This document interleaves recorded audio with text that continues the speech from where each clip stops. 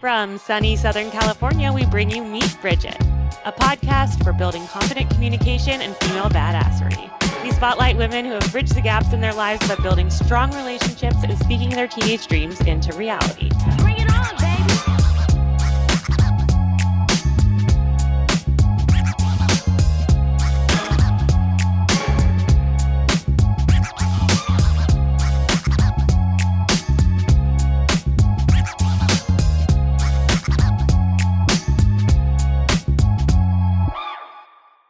Welcome back to Meet Bridget. We are back in the studio. We're so excited still that video is a part of what we're doing. And obviously we're so excited to be together again. In the vein of, you might have heard the last episode we did together where Keshiia and I kind of did a little deep dive on my experience of cancer as just sort of a kind of a snapshot. I think it's fun to do this kind of thing where we've had our full interviews that I feel like we've packed it all in, and we do that with most of our interviews where we really just get into a lot within 1 hour, that we are going to take the time to deep dive into topics that have shaped the women that we are today. So, yes.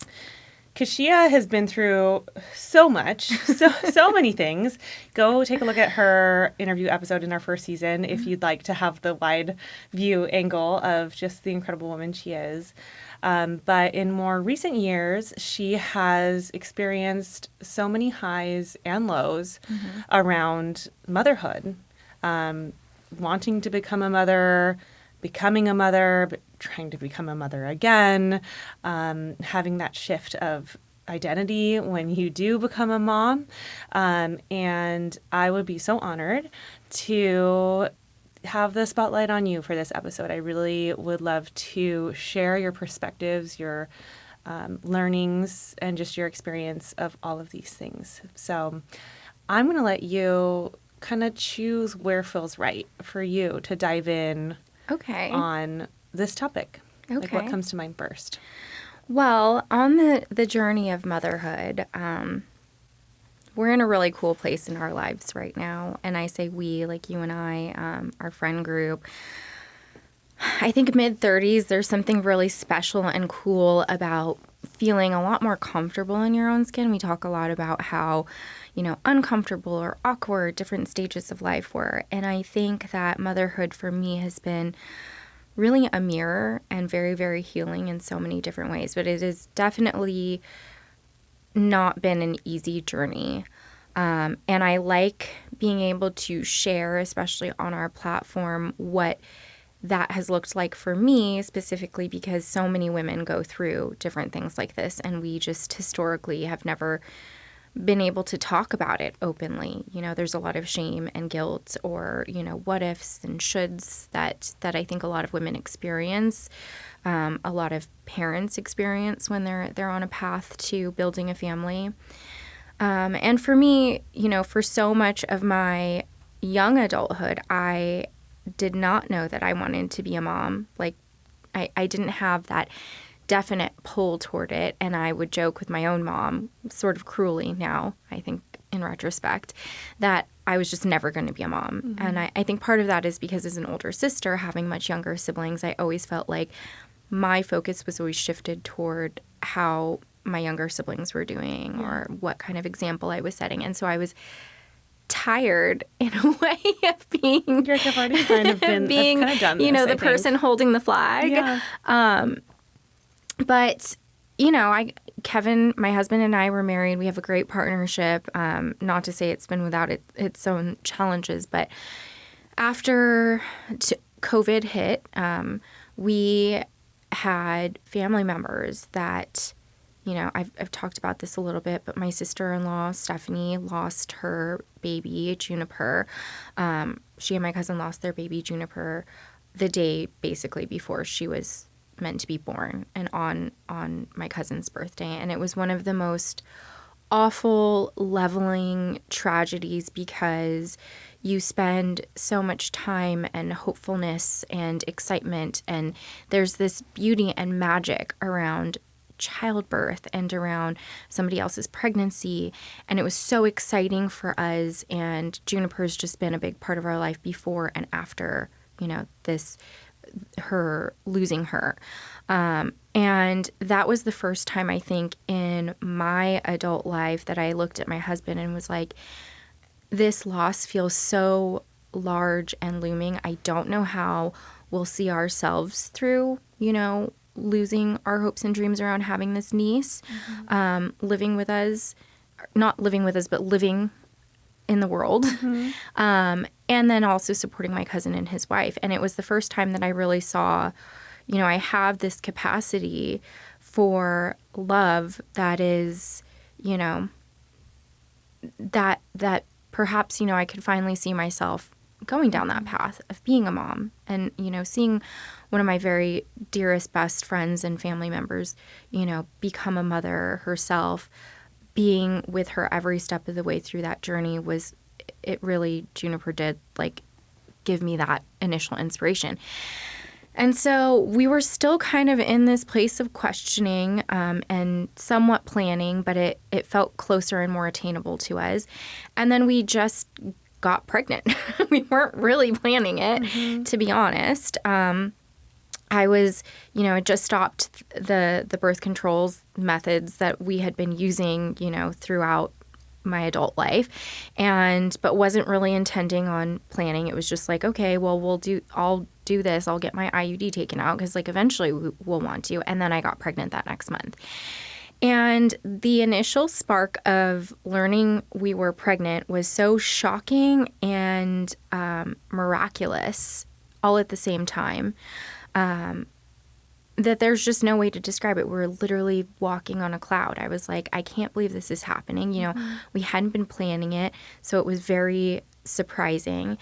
And we went for a doctor's visit to do blood work and held off on our ultrasound because in my head I was like, this is amazing. We could just push the ultrasound to when we'll definitively see the heartbeat and everything will be great and that's how it should go. And so I went for my first ultrasound quite late. Most people go around 6 to 8 weeks. I pushed toward 10 weeks. And I don't really know why. I just, you don't know what you don't know. And when we went, not only was there no heartbeat, but I had what was called a blighted ovum. So the pregnancy was probably doomed from the start, frankly, at the time that the sperm and egg come together and cells start dividing. That's when the genetic code is kind of labeled out. And for, I think it's a natural protection of our bodies that if the genetics don't line up the way that they're supposed to, sometimes what happens is the pregnancy just does not continue to develop. And so that's what had happened.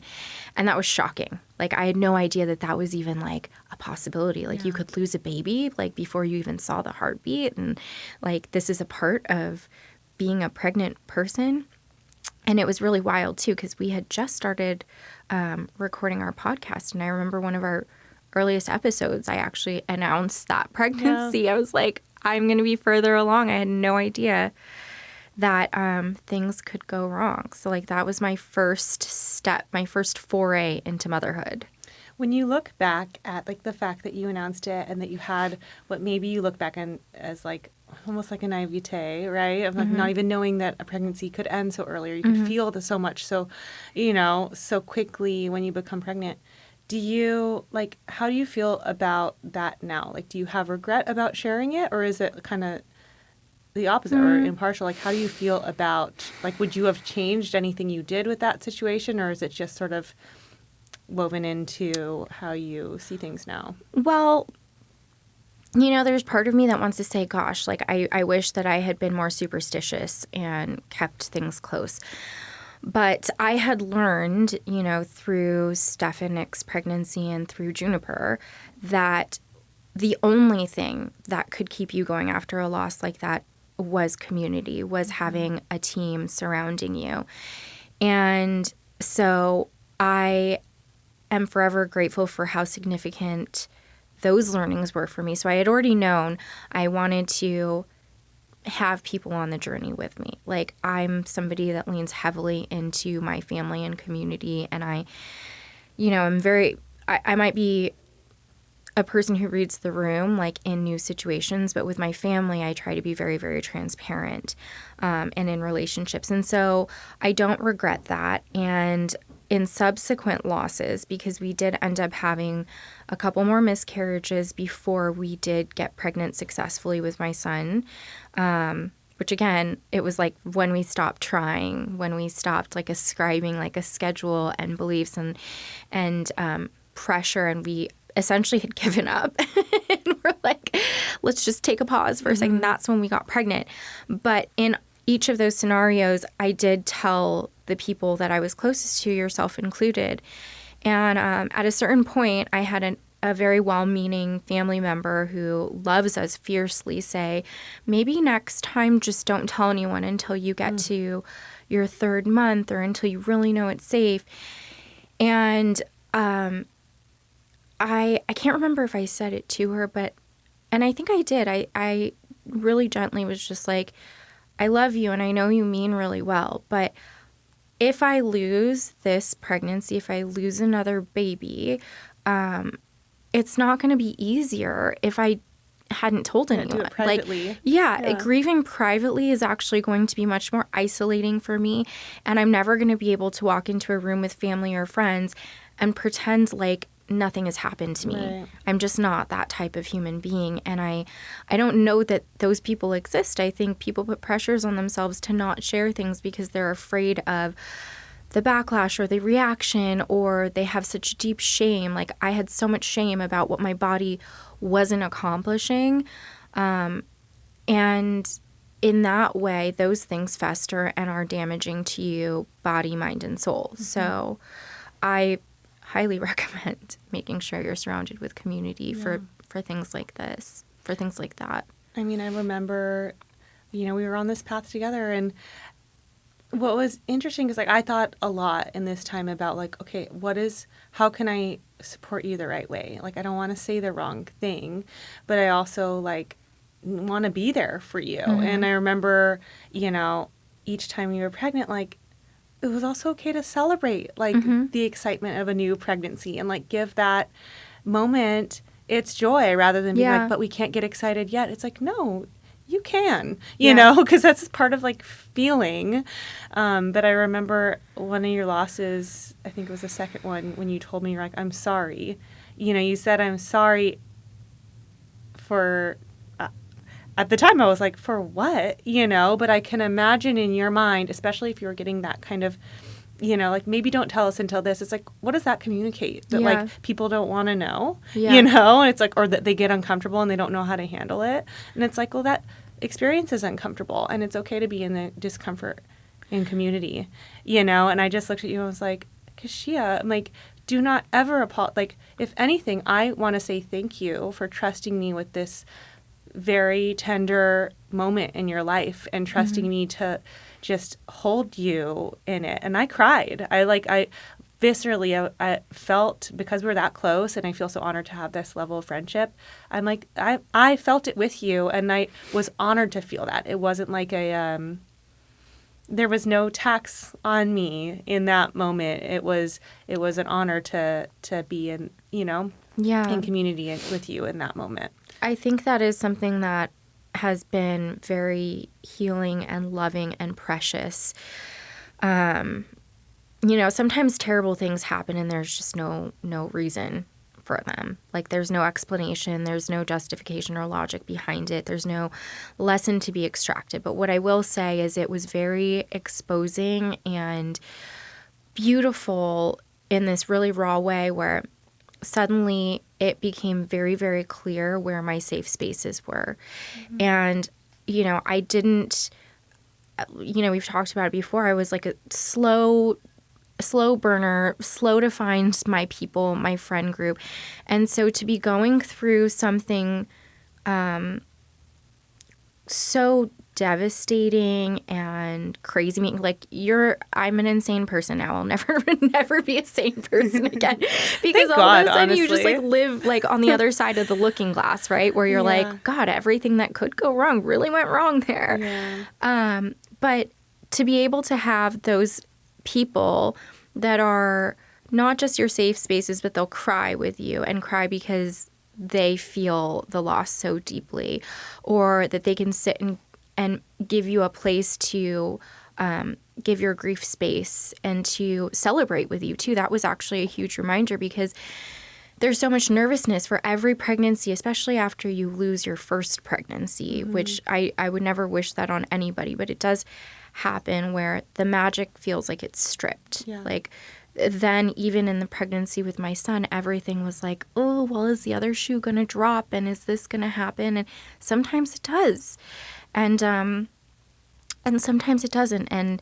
But to remind me and to give me permission to say, I'm going to just be really, really happy about this for a second, because I have all of these fears, which are palpable, and I know all the ways that this could go wrong, but it could go right. Yeah. And when it does go right, I want to be present for that. I don't want to be sitting in a place of fear. And so that was really powerful. And by the way, that's like you have to tell yourself that every second, and in the seconds between seconds, because you forget and you go, it's very easy to slip back into the, oh my God, terrible things are going to happen. But just to be able to like have that little reminder that in between you can be really, really happy and hopeful, I think that's very powerful. Well, and I can imagine that giving yourself that in the moment joy is necessary to then be able to weather when things do go downhill. It's like, okay, then maybe you feel foolish or whatever, like, oh, I shouldn't have let myself feel, but it's like, does that really make the bad less bad if you wouldn't have felt the joy before? It's like maybe a little more whiplash, but I think that giving yourself permission to feel both is, the road to healing in anything. Yeah. I mean, you're already you're already on an uphill battle. It's very Sisyphean. Yeah. Like, just the process of trying and then, 2 steps forward, 3 steps back. And you're already going crazy because everybody is giving you, to a certain extent, this unsolicited advice of like, exercise, don't exercise, drink, don't drink, have a glass of wine, don't have anything, like take your medications, but don't take too many, stay away from it. You could go crazy. Yes. And the best thing that I did for myself during all of that was to lean into the peaceful places, so my safe spaces, to like bring myself back to my art and, being okay with resting, and just trying to really, really listen to my intuition and not overdose on information. Yeah. Because it's really like, I mean, the internet and everything is a gift in a lot of ways. We have so many more devices and contraptions and things that we can use for getting pregnant and having babies and all these things. But like, there's no filters. We're not handed filters along with all of this like crazy information. So especially in that sensitive time, like you're physically, chemically more sensitive to things when you are like conceiving. It's just everything about you is tender. It's just tender. Everything is tender, from your literally your guts boobs to your boobs to your emotions. Yeah. You're just like one like open, like tender mass of everything. Apart from, the family member that gave that unsolicited piece of advice, were there any other things along the way that people have said that maybe even had good intentions but wasn't helpful? Like, what are some things you would steer people away from saying or doing when a friend, loved one, or stranger is experiencing pregnancy loss? Well, I think the natural instinct or the natural want is to try to solve a problem. And, I'm really guilty of that because I'm a very action-based person. So if somebody tells me like, oh God, something's going wrong, I'm like, okay, how can we fix it? And I think a lot of people, especially loved ones, they mean so well. Friends mean so well. But it's not healing or helpful to necessarily have suggestions. At least it wasn't for me because I'm already I already have like a very clinical brain, and I'm already reading all of the research. And we got pregnant again after my son Jude, and I had a late term pregnancy loss with that. We lost in the second trimester, and every day from like week 6 to the day that we had to say goodbye to our baby, was like we were digesting new information, reading new studies, scanning Facebook, blog, whatever. So it was so exhausting, honestly, when somebody would be like, well, did you ever like read this? Or like, did you ever consider like cutting out gluten? Or like, I saw you had a glass of champagne, like when you were in Europe, like, and those things are already things that are like in your mind. Yeah, like you've already processed that, like, and then some, times 10 so million. Like, and you're like, yeah, actually I did think about that. Yeah. I obsessed about it, and I had to categorize it and put it away in my mind because it wasn't helpful. Yes.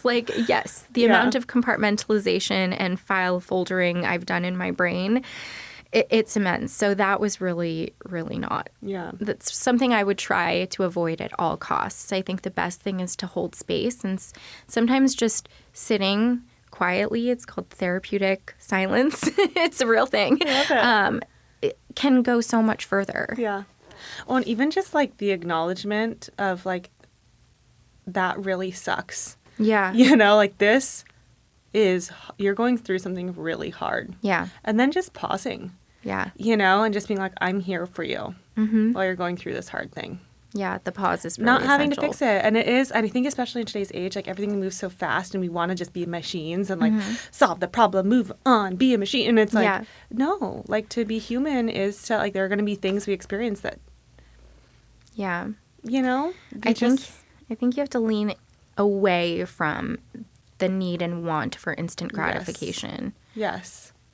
Because I also feel like when you're going through something like that, I mean, there's comparisons to other things you've experienced, right? But it's like, it's not going to be fixed overnight. So it's like almost the sentiment where it's like, oh, well, I can come in and solve this for you. It's almost like, it almost demeans the immensity of your thing you're going through. That it's like, no, this is bigger than what you think your one little solution will be that will clean this up and, make me not hurt anymore. And it's just not helpful. And what would you, like, are there any phrases, actions, like specifically that if someone's going through this right now or has a friend going through it right now, is there anything that like you could just be like, just memorize this for when your friend is going through this or your loved one's going through this, say these things, do these things? Is there anything that comes to mind for you? I think food trains are really wonderful. We didn't have one, but we've done some for other people, and it's just immensely helpful not to think about certain things. Like when you're talking about your cancer diagnosis in those early days, and like what was really helpful was, sometimes having people pick up the things that were very important to you, but you just did not have the bandwidth to do those things. So literally like laundry, like grocery shopping, those types of things, you just don't think about them in the same way when your mind is consumed. And just being present and holding space. There's no one phrase that comes to mind. I really do like what you said of like, yeah, this sucks. This really sucks. And, having some good old fashioned cry sessions over the phone with like you and your sister and some of my family members, like literally just pulling over and sitting and crying for like 10 minutes. Like that was immensely. It's therapeutic, It's like intense. I'm not telling you the emotion has to go cry. somewhere. I'm not telling you have to cry with your friend on the phone, but if you feel inclined, like sometimes it is therapeutic, and everyone's a little bit different. Everyone processes grief differently, but grief doesn't go away. You grow around it. You carry it with you. Like I see my niece everywhere. I have my daughter Joey in our room with us, and like when the fires happened, like it was like, okay, it's my son, my daughter, and passports. Like I don't need anything else. And our 2 animals at the time. So yeah, in that way, like things are very simple. Yeah. No, so I mean, before, during, after all of this loss, you've also become a mother, and you have a son, and you've experienced that huge transformation. What are some ways that you feel like you've transformed as a person going through all this loss while also experiencing such intense joy? I feel like, I mean, I love your son Jude so much. I just love him so much. He is like joy incarnate. He is such a beautiful little person, and he has so much of that from you and Kev.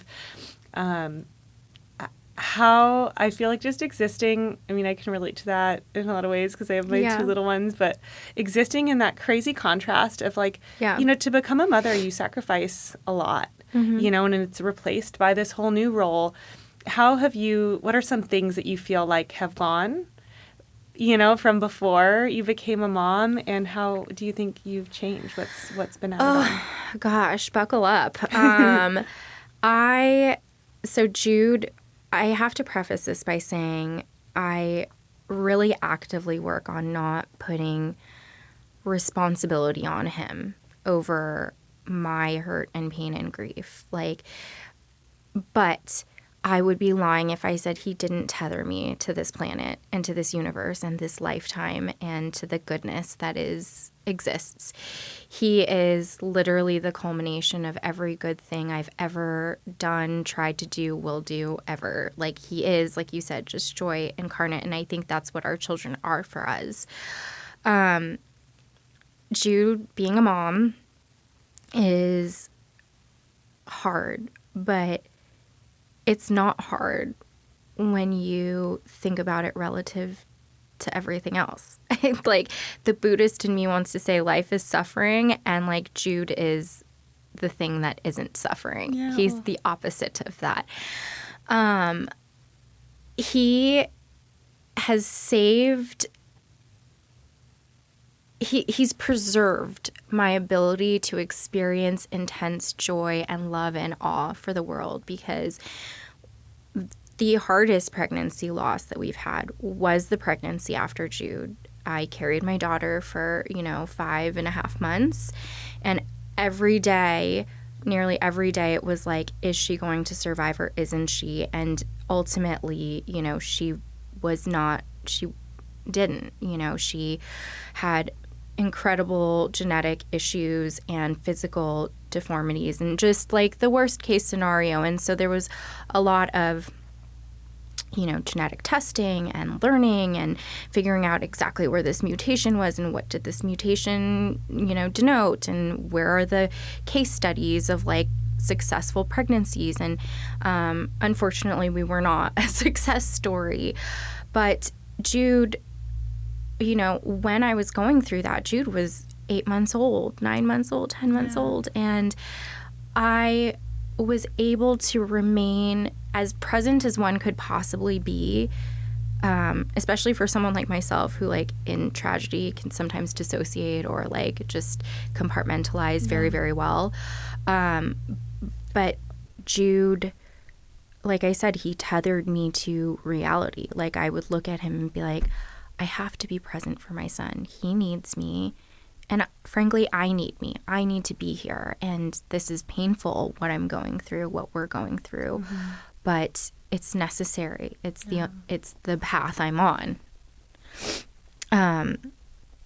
So just, it was heavy, but he's the light. Mm-hmm. And again, that's why I try to actively tell myself, I don't ever want him to feel like he's responsible for my happiness. Yeah. He's responsible for his own happiness and his own growth. And I'm responsible for keeping him safe and making sure that he has everything that he needs and that he's set up for success.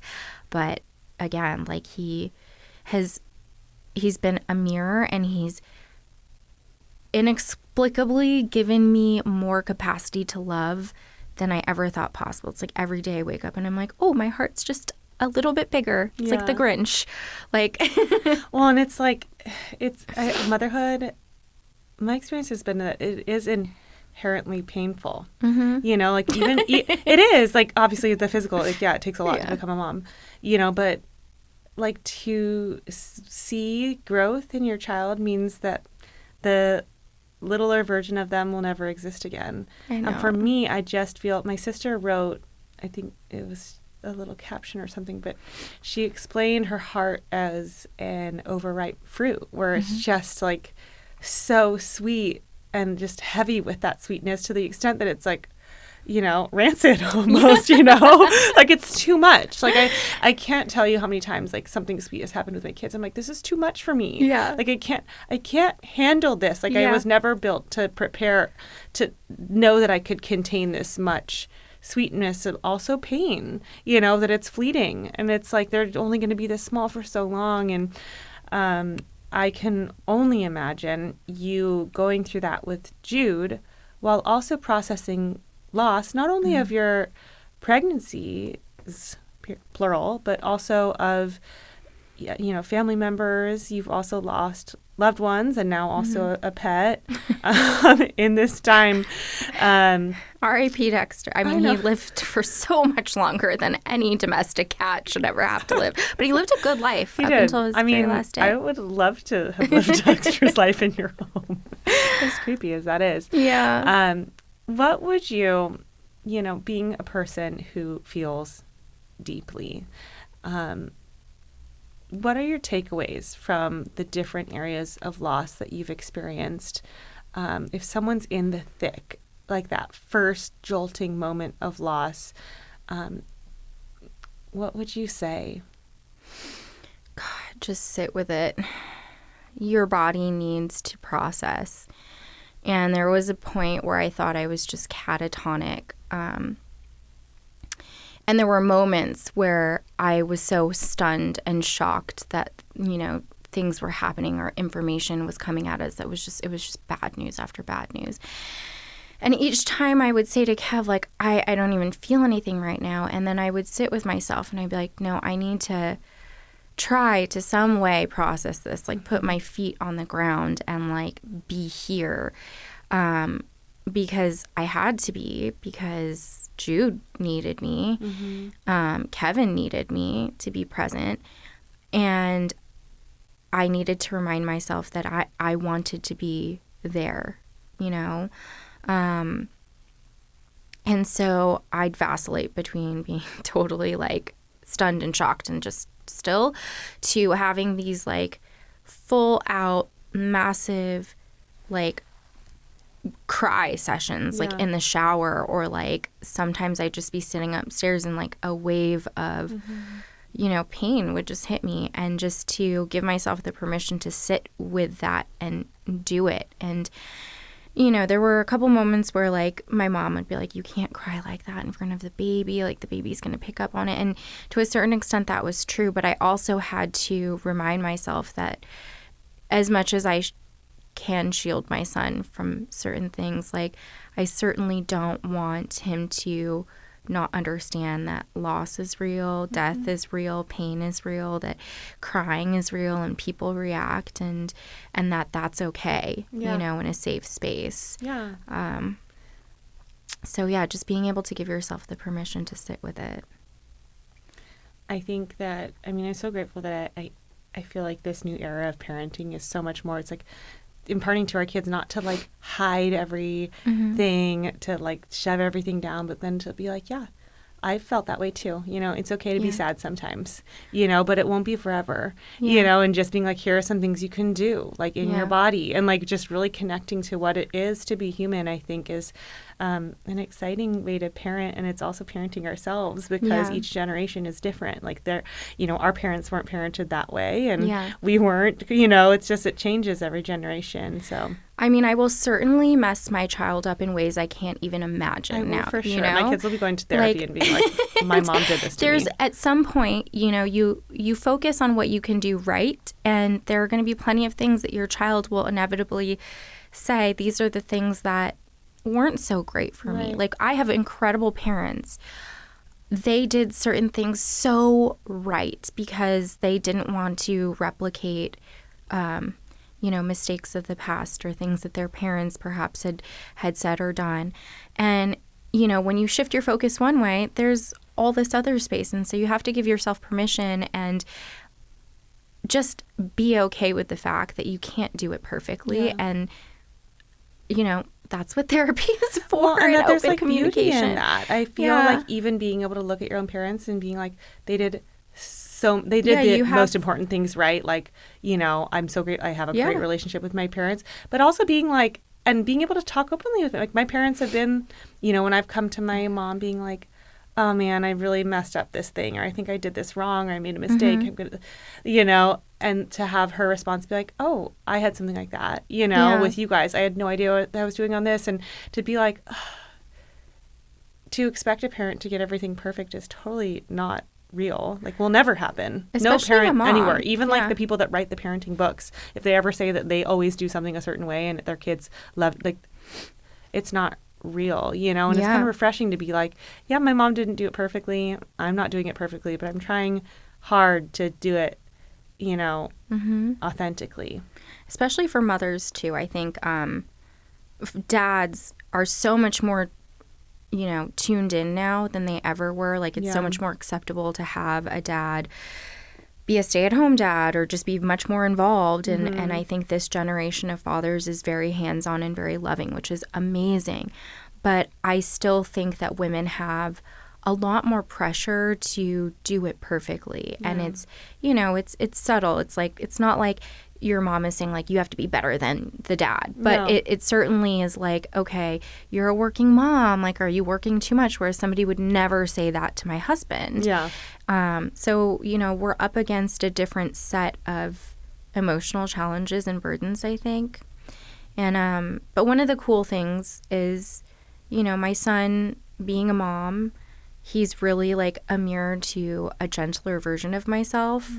I get to look at him, and it's really cool to hear my mom say, oh my God, that thing that he's doing reminds me so much of you at this age. Yeah. And I can look at him so tenderly and think about myself in the past where I might have been really, really hard on, you know, myself as a kid or a teenager, and say like, oh my gosh, what he's doing is really precious. He's figuring this thing out. And that was me. Yeah. That was me at that age. And that's me now still. And so being a mom not only allows me to be more grounded and present and kind and hopeful for him, but also for myself in a lot of ways. Well, and when you have those little glimmers of, like, signs that your kids are doing good, you know, I feel like it's so important for moms for us to hold on to those things, because there's so many moments where you're like, oh, I'm like, what if this happens to my kid, or what if this happens or this, and like we just go down all the route, and it's in a sense, it's a good impulse to have, because it makes us very aware of our surroundings to protect our children. But like, we were getting ice cream with the girls, and I was holding Nina, and she looked at me and she goes, Mom, you're so proud of me. Oh. Nina's 2 years old. She goes, Mom, you're so proud of me. And I was like, because you say so many things to your kids, and you're like, they're not even listening. Like, they're only paying attention to the things I do wrong. And I looked at her, and I'm like, you are right. You know, you are right. I am proud of you. And it's just like, I hope, you know, that they ingrain that the good in you is the magic that makes things special for our kids, and to hold on to those big signs, because they are the truth of your motherhood. Yes, absolutely. So I just want to say thank you for sharing your journey through motherhood, through loss. You are truly one of the absolute strongest women I know. I am so privileged to be your friend and partner. And I just think that your honesty, your vulnerability is affecting a lot of women far outside your reach. And I feel very honored to have been in this conversation with you. So thank you, Ashi. It's very hard for me to.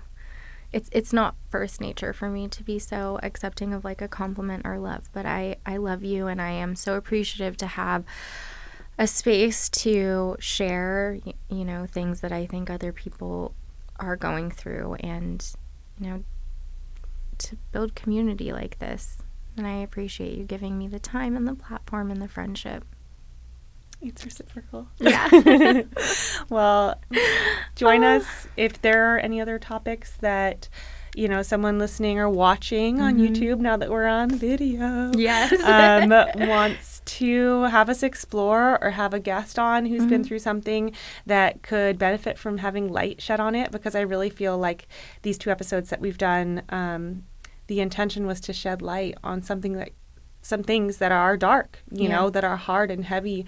But I think that sharing and finding community in them is how we shed light on things. Yeah. So if you guys have any ideas, let us know. We're here. We're listening. Yes. We'll see you next week. Bye. Bye. And that's our show. If you liked what you heard today, please like, subscribe to, follow, and share Meet Bridget with your circle. The best way to help our work here is to rate and review our podcast. We're listening and constantly working to build something helpful for you. Catch you next time.